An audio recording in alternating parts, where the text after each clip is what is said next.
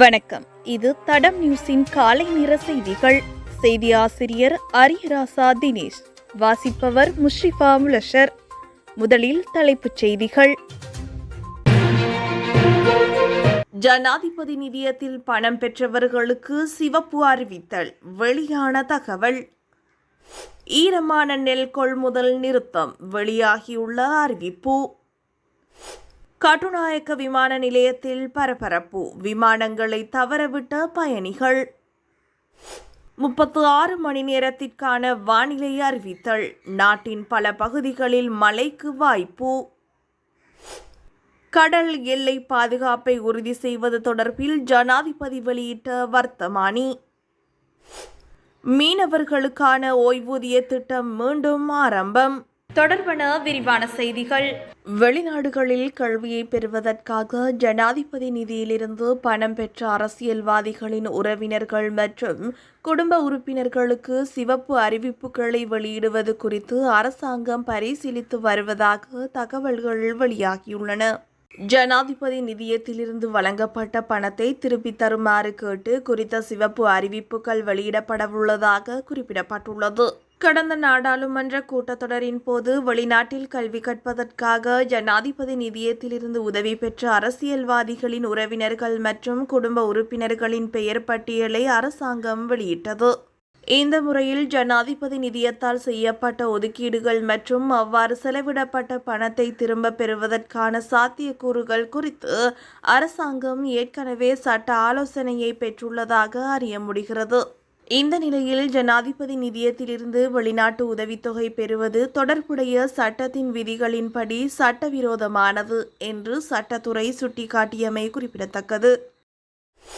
ஈரமான நெல் கொள்முதல் இடைநிறுத்தப்பட்டுள்ளது. குறித்த தகவலை நெல் சந்தைப்படுத்தல் சபை வெளியிட்டுள்ளது. இந்த ஆண்டு சிறுபோகத்தில் இதுவரை 20,000 மெட்ரிக் டன்னுக்கும் அதிகமான நெல் கொள்முதல் செய்யப்பட்டுள்ளதாக சபை தெரிவித்துள்ளது. இதற்கிடையில் பொலன்னறுவை மற்றும் அனுராதபுரம் பகுதிகளில் நெல் அறுவடை ஏற்கனவே தொடங்கியுள்ளது. இதன்படி திறக்கக்கூடிய அனைத்து கிடங்குகளும் திறக்கப்பட்டு நெல் கொள்முதல் செய்யப்படும் என்று நெல் சந்தைப்படுத்தல் சபையின் தவிசாளர் தெரிவித்துள்ளார். கட்டுநாயக்க சர்வதேச விமான நிலையத்தின் வெளியேறும் முனையத்தில் ஏற்பட்ட நெரிசலால் பலர் தமது விமானங்களை தவறவிட்ட சம்பவம் இடம்பெற்றுள்ளது. இதற்கான உரிய நடவடிக்கை எடுக்க வேண்டும் என பாதிக்கப்பட்ட பயணிகள் துறைசார் அதிகாரிகளிடம் கோரிக்கை விடுத்துள்ளனர்.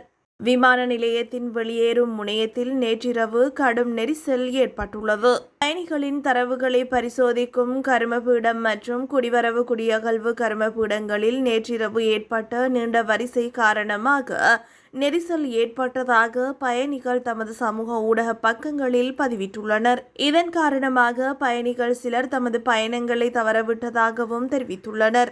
ஒரே நேரத்தில் பல விமானங்களை இயக்குவதற்கு திட்டமிட்டதால் இந்த அசௌகரியம் ஏற்பட்டதாக பயணிகள் குற்றம் சுமத்தியுள்ளனர்.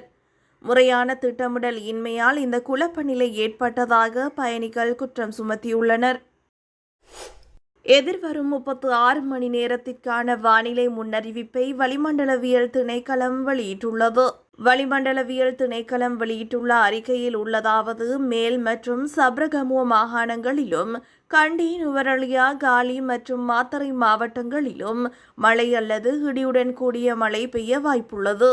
வடமேல் மாகாணம் மற்றும் ஹம்பாந்தோட்டை மாவட்டத்திலும் மழை பெய்ய வாய்ப்புள்ளது. நாட்டின் ஏனைய பகுதிகளில் மழையற்ற வானிலையை எதிர்பார்க்கலாம்.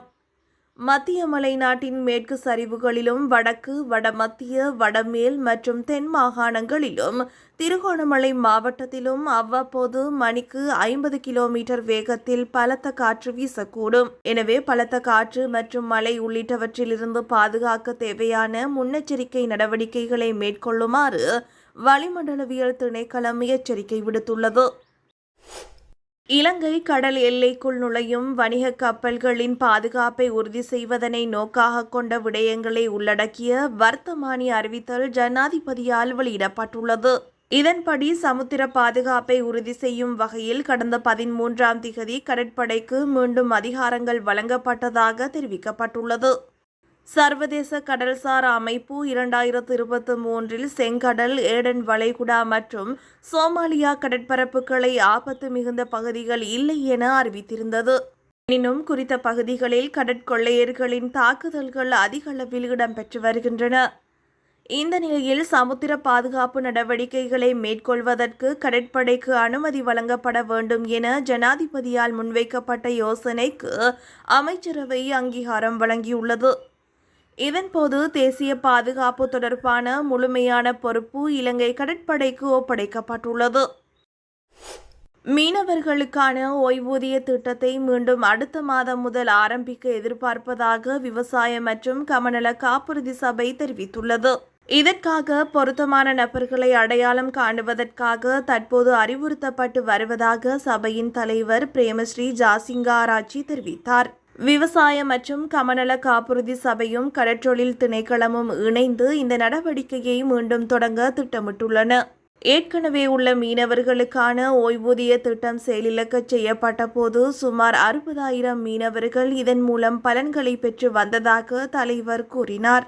அதன்படி இந்த மீனவர்களுக்கான ஓய்வூதிய திட்டம் மீண்டும் தொடங்கப்படும் போது அந்த எண்ணிக்கையை விட அதிகமான மீனவர்களுக்கு பலன்களை வழங்க நடவடிக்கை எடுக்கப்படும் என்று விவசாய மற்றும் கமநல காப்புறுதி சபையின் தலைவர் பிரேமஸ்ரீ ஜாசிங்கராச்சி தெரிவித்துள்ளார்.